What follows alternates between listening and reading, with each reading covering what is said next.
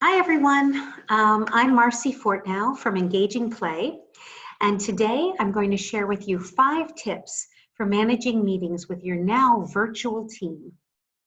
We have had a challenging 2 weeks, and now most of us are figuring out how to manage boards and work groups. They're no longer just outside our office door in arm's reach.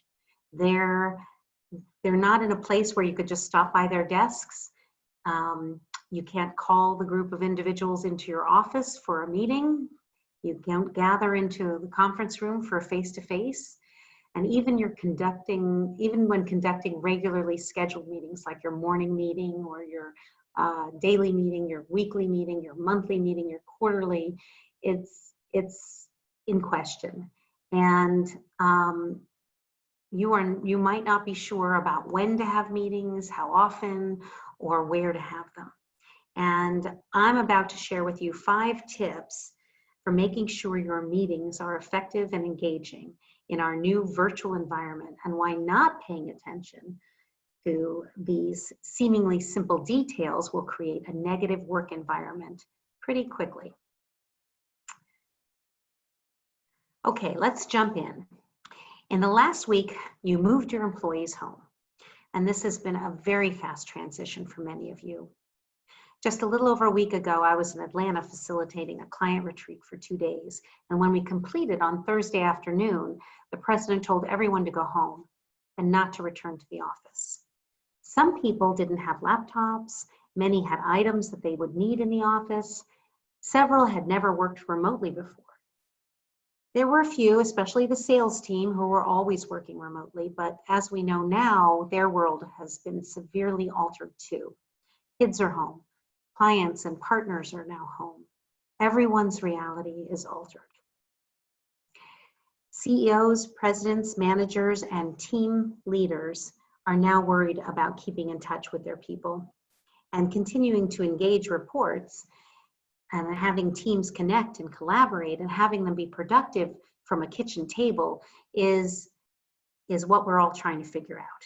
So here are 5 tips to help you make your meetings more effective.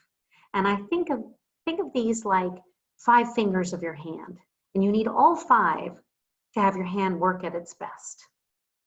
So tip number 1, use tech that everyone has access and ability to work. Train on it if necessary and have everyone test it. This way everybody's on the same platform using the same tools for sharing. For example, if you want everyone to attend meetings on Zoom platform, make sure everyone knows how to access the meeting and that everyone has sound and camera capabilities. There is nothing worse than conducting a meeting and finding out somebody's computer audio is trash. I've seen bad sound completely derail a meeting. Another example, do not post on Facebook Live or using Facebook Video Messenger when some of your people do not even use Facebook. Pick a standard and try it out until you find the best for your group. Remember, have everyone test the chosen tools before the meeting, so when it starts, everyone is there and fully prepared. Okay, tip number 2, virtual meetings take more than agenda planning. There are some subtle elements to consider. For some meetings, establishing roles can be important. Facilitator, note taker, timekeeper. Those are some examples of roles. When you create an agenda, think about the flow and the pace and that it fits into your start and end time. Be ready for technical snafus and meet them with grace. Try not to get too frustrated because they will happen. Wear headphones so people can hear you. Check in for strong internet. I know in my house, my bedroom has poor internet, so I'm not going to conduct my meetings from there. Another tip is to shut out your other applications or close down so that your computer is more efficient. Check your lighting. Don't sit in front of a bright window or have the window actually behind you, because you will look like a silhouette, and that can be very disconcerting. Check your presentation materials and have copies of slides ready to send out should you need to. And finally, send materials like agendas, reports, The things you want participants to have, give them some time ahead so that they can review them. Okay, tip number three, create virtual meeting norms. These are like rules of engagement that you would have at a regular meeting, but for your virtual space. Let me give you some examples that I like. Number one, do not multitask during the meeting. 2, find a quiet space. 3, use the mute button to prevent background noise. 4, speak up when you have something to say, because we can't see your body language, so you need to speak up. 5, turn your video on whenever possible. Actually, I would change that and say, turn your video on always when we have a video call. I would require it. Have members of the meeting add to this list, and so that in effect you're co-creating your meeting norms. Okay, may seem obvious, but it's essential to reinforce positive behaviors which improve the experience for everyone involved.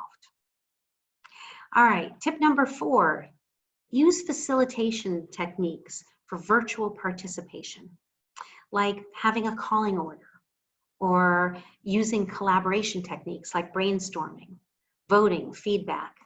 Break into small groups for discussions. Kinds of facilitation techniques that matter more in a virtual setting. And the good news is that much of our technology can handle these things.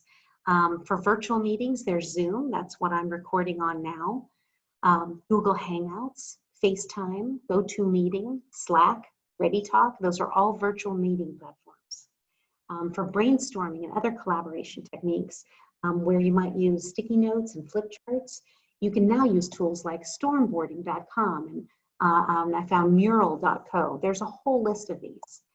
And for feedback, like voting or gathering information, I've been playing with mentimeter.com. It aggregates responses and develops interactive presentations. It's extremely cool. You can have people input and it develops a graphic or even a word cloud. It's really neat. There's lots of tools out there, so be sure to check on them. And tip number 5, my absolute favorite, always do a virtual icebreaker or a check-in at the beginning of your meeting. Great training always starts with a way to allow people to get to know each other, to share, build trust, and build a positive, topic-oriented atmosphere. If you have spent time and focus building culture of cohesion and positive engagement, do not let this crisis completely undo your efforts. Here are my favorite easy ways to not let your culture slip. Use check-ins and icebreakers at the start of every meeting. So a check-in can be as simple as everyone giving a word that describes how they're feeling. That's how my mastermind this morning started. How about sharing something funny or something that they have too much of in their cabinets? Maybe something that they are doing now that they haven't done in a long time. I was at a meeting and we went around and asked that, and I heard all about closets being cleaned out, crafts being rediscovered, and interesting pantry recipes. How about a status of your toilet paper situation? Maybe go around and ask each person how their breakfast was this morning. Check-ins are especially important right now. People are nervous and dealing with a lot, and this is a fun relief and a great bonding experience. You can do any icebreaker virtually that you would normally do in person. So get creative, create a word cloud or have them share pictures, have people bring a TikTok video, maybe their favorite, and the best one wins a prize. Okay, so there are my 5 tips for a safe distancing high five to make your meetings effective, more productive, and better for your participants. Just to review, number 1, use tech that everyone can handle. Number 2, consider more than just the agenda. Number 3, create virtual meeting norms. Number 4, conduct your meeting with facilitation techniques. And number 5, always start your meetings with a virtual icebreaker or check-in. I hope you found this helpful. And if so, and you're viewing this on LinkedIn or Facebook, feel free to leave a comment below or send me a note. I'd really appreciate it. And if you'd like to have more support around virtual meeting skills or facilitation techniques, I'd love to chat. Message me for a call, or we can set up a virtual meeting to discuss how I can help you and your team. Stay safe and well, and know we're all still connected.